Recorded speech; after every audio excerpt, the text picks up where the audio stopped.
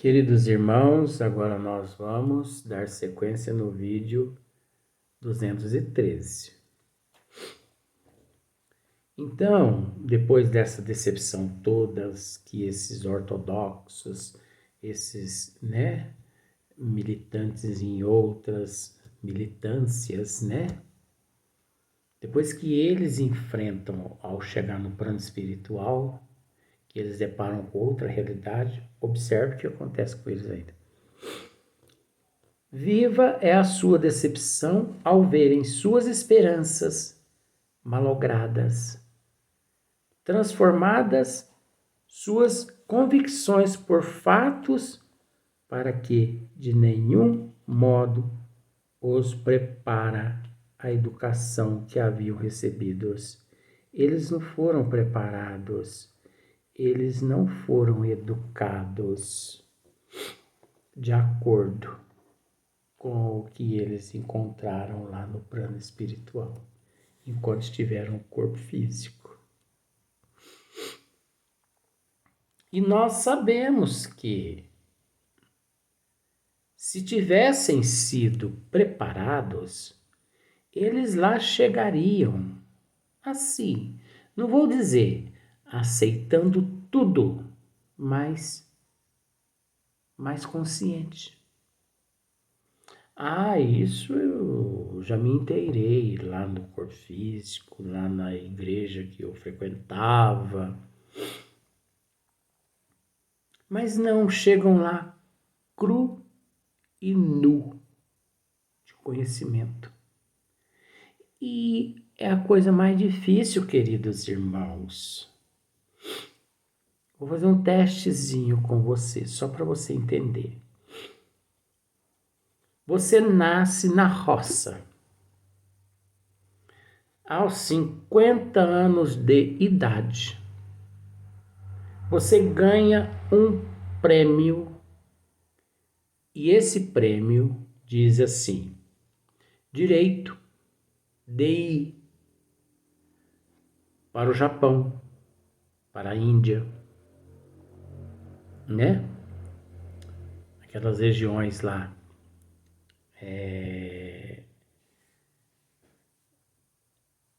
Direito de você ir para aquelas regiões lá, no Japão e na Índia e na China. Só que você deve ir sozinho, sem guia, sem nada. Você vai com o dinheiro da passagem de ida, de volta e o dinheiro para você comer lá. Você nasceu na roça. Você entendeu? Você mal consegue pronunciar assim o português fluentemente. Como aqui também tem horas que nós não podemos usar o português corretamente por causa da psicologia. Mas isso não seria difícil para nós, inclusive outros idiomas. Então você se aventura e vai. Eu pegaria aquele prêmio, eu reverteria tudo em um curso de idioma. O importante não é a viagem. O importante é você conhecer o idioma. Você entendeu?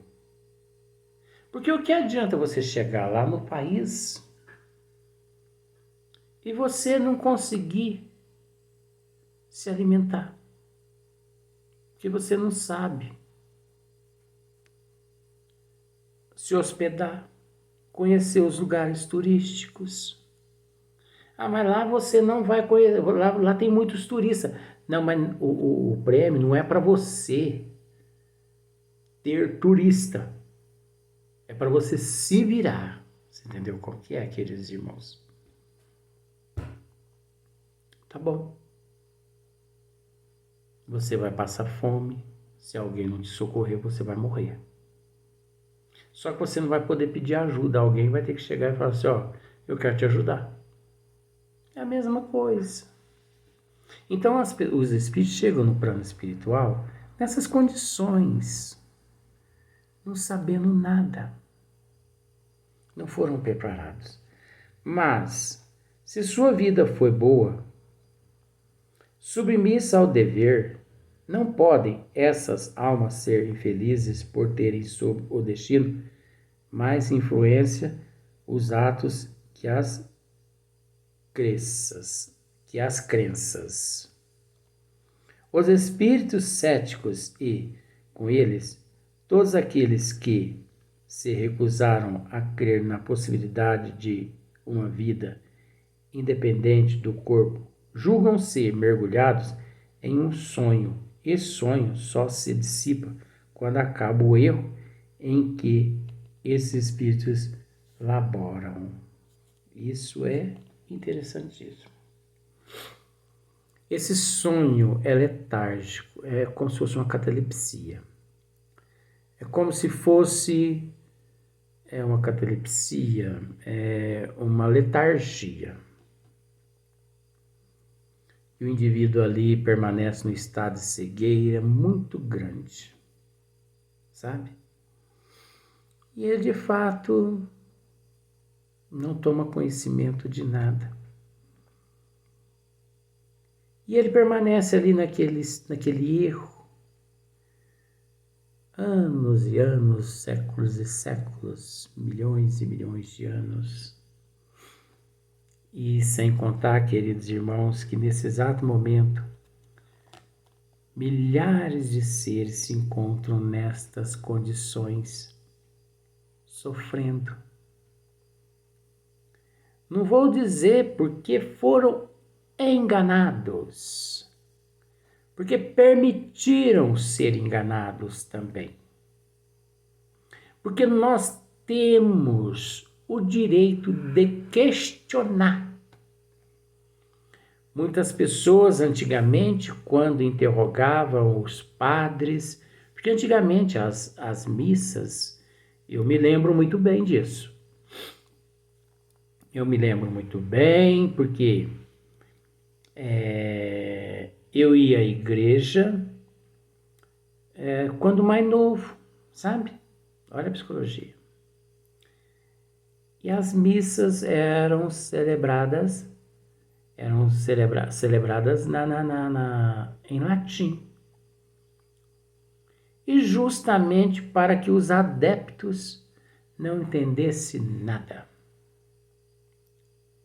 Só no momento em que pedíamos para sentar e levantar e dizer amém, é que eles pronunciavam o português. O resto era tudo em latim.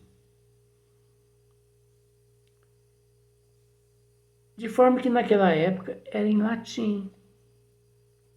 E quando levado ao conhecimento dos padres a respeito da importância dos desígnios de Deus, eles diziam claramente que nunca deveríamos tocar neste assunto, porque o que é de ordem divina é sagrado e que não pode ser tocado. Ora, isso é uma ignorância. Isso é uma ignorância. Eu pergunto a vocês, onde se encontram na Terra os 4 elefantes brancos que sustentavam a Terra no ar antes de Galileu Galilei?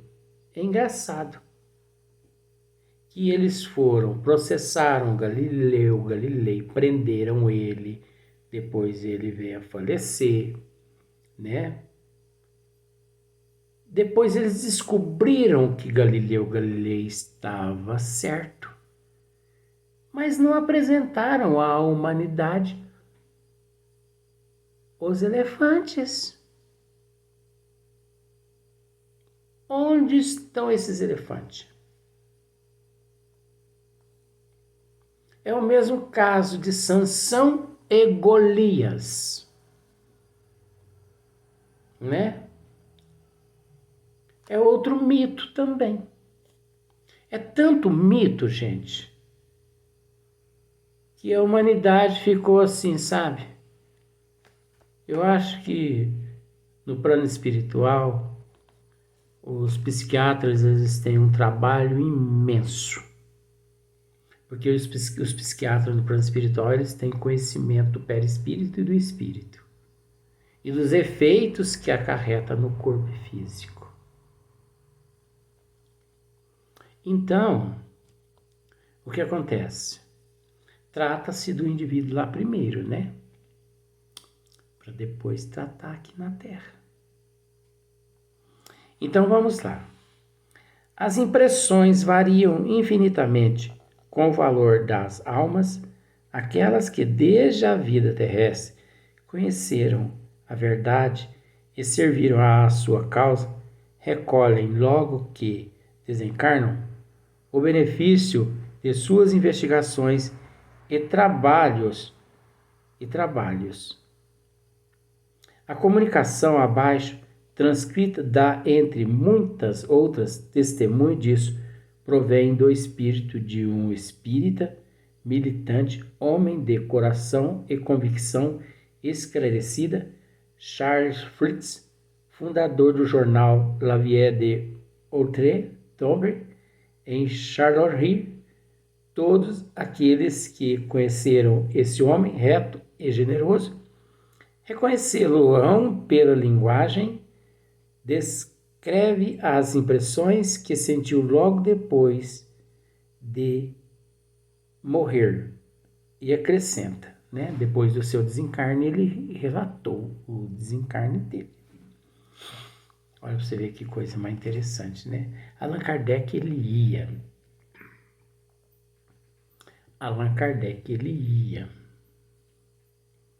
em busca, sabe? Allan Kardec desencarnava uma pessoa hoje, ele já consultava os mentores espirituais dele a respeito de como se encontrava no plano espiritual aquele indivíduo.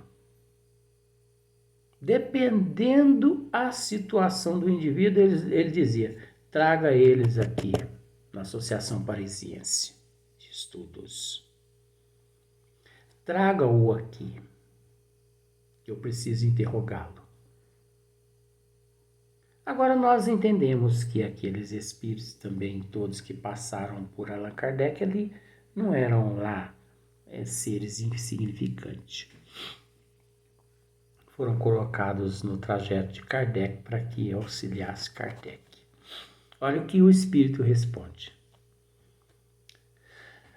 Senti que os laços pouco a pouco se desfaziam e que minha pessoa espiritual, meu eu, se ia soltando. Vi em redor de mim espíritos bons que me estavam esperando. E foi com eles que por fim me elevei da superfície da terra. Isso, gente, é muito complexo, é muito relativo. Nós estamos relatando um caso. Não significa que acontece com todo mundo assim, você entendeu? Mas vamos ao caso do nosso irmão. Não sofri com essa desencarnação. Os meus primeiros passos foram os da criança que começa a andar. A luz espiritual cheia de forças e de vida nascia em mim, porque a luz não vem dos outros, mas de nós. É um raio que dimana do invólucro fluídico e que nos penetra todo o ser. Quanto mais tiverdes trabalhado em favor da verdade, do amor e da caridade, tanto mais intensa irá sendo a luz até se tornar deslumbrante para aqueles que vos são inferiores. Pois bem, os meus primeiros passos foram vacilantes, entretanto, a força foi me vindo e eu pedi a Deus auxílio e misericórdia depois de haver verificado a completa separação da minha individualidade, enfrentei afinal o trabalho que tinha de fazer. Então, observemos. Em alguns tópicos, em determinadas obras de Allan Kardec, cada caso é um caso, o processo é muito complexo. Então, diz lá os bons espíritos que o espírito, ao deixar o corpo físico, ele passa por um processo assim de perturbação, de confusão. Isso é relativo, porque com esse espírito aqui não se deu isso. Você observou isso? Ou você desconhecia esse caso que eu narrei antes? Eu não sei se você leu um livro de Carlos Bacelli, se não me falha a memória, Na Outra Dimensão. Acho que é esse título mesmo. Gente, esse livro é um best-seller. Já tive a oportunidade de lê-lo várias vezes. Neste livro, gente, conta-se que Nosso Senhor Jesus Cristo veio buscar Francisco de Paula Cândido Xavier no corpo físico.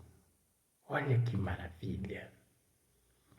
Só que ele não veio aqui na cidade de Uberaba e esteve ali no meio do povão. Não é assim, não. Ele veio até uma certa dimensão, como ele tem toda a coordenação sobre a sua disposição. Chico Xavier foi levado até ele o abraçou e só Jesus sabe onde é que ele foi levado, para onde ele foi levado. E eu acredito que tão cedo ele irá revelar onde ele foi levado, devido à humildade dele. Você entendeu? Então, cada caso é um caso. Muitos espíritas, muitas pessoas perguntam assim: é possível? Eu vou usar a oportunidade de uma pergunta de um jornal que existe na cidade de São Sebastião do Paraíso.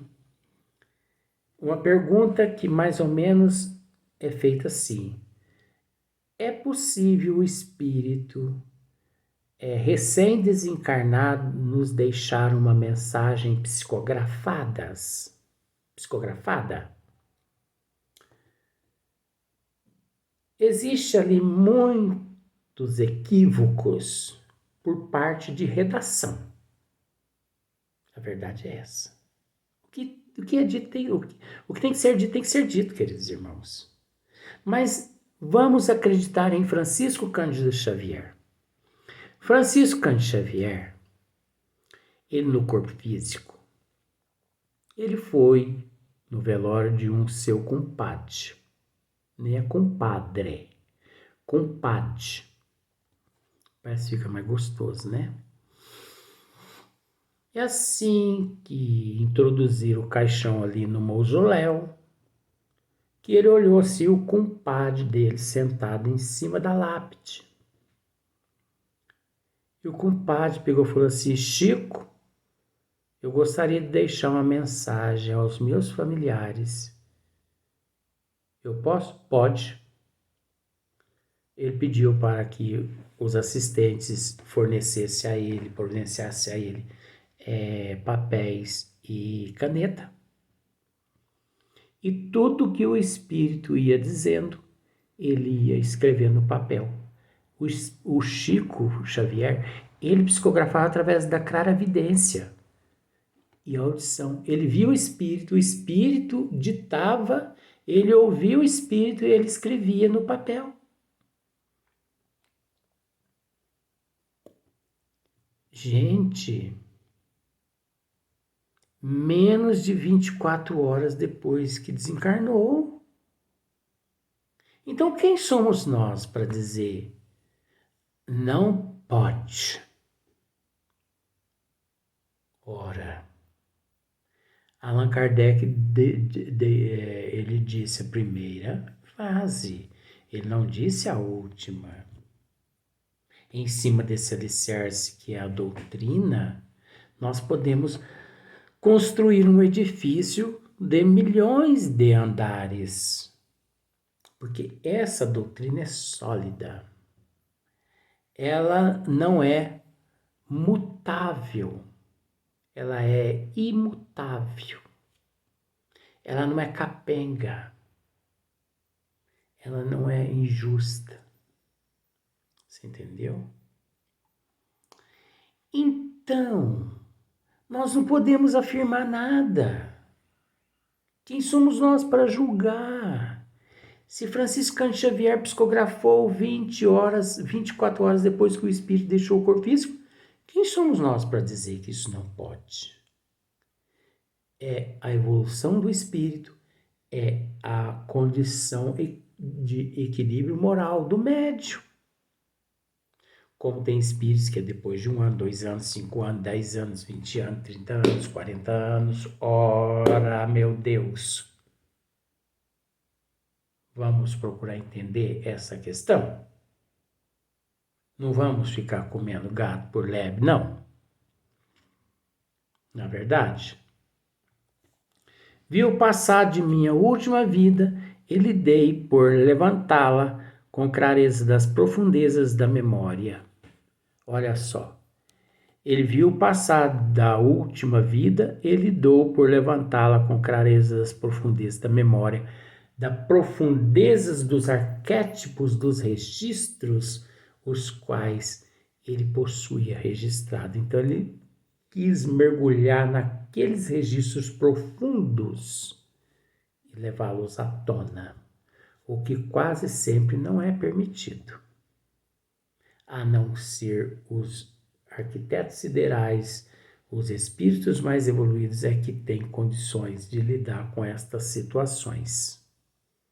Quando ele evoluir, aí ele poderá ter acesso a esses departamentos. Caso contrário, ele não pode. Oxe, vamos pensar assim? Eu coloco você dentro de um laboratório de química. E digo a você, você é químico, você diz não. Mas você serve para trabalhar como secretária. Sirvo. Não toque em nenhum ensaio. Ótimo. Eu vou sair e a hora que eu voltar, eu quero tudo intacto, não toque. Pois bem. Aí o dono do laboratório sai. Você pensa assim, que o quê? Isso aqui é a coisa mais fácil do mundo. De repente, você vai lá e mistura 2, 3 fórmulas contrárias. O que vai acontecer? Bum! Vai explodir. Ou melhor, vai implodir o laboratório químico. A mesma coisa é o conhecimento. Não adianta você querer se aventurar antes do tempo. Não adianta você querer tomar um ônibus sabendo que o teu dinheiro não dá para você chegar no destino final. Haja com prudência. Pegue um pouco de carona, anda um pouco de a pé, faz bem para a barriguinha, né? E depois você acaba de chegar de ônibus. Você entendeu? Porque geralmente o final do trajeto é mais cansativo. Você chega de ônibus, que o dinheirinho dá. Você entendeu as psicologias? Então nós vamos passar para o próximo vídeo. Tá bom, queridos irmãos? Que Deus e Jesus nos ilumine, nos fortaleça e que nos transforme cada vez mais em seres melhores, procurando hoje ser melhor que ontem e amanhã melhor que hoje. Até o próximo vídeo.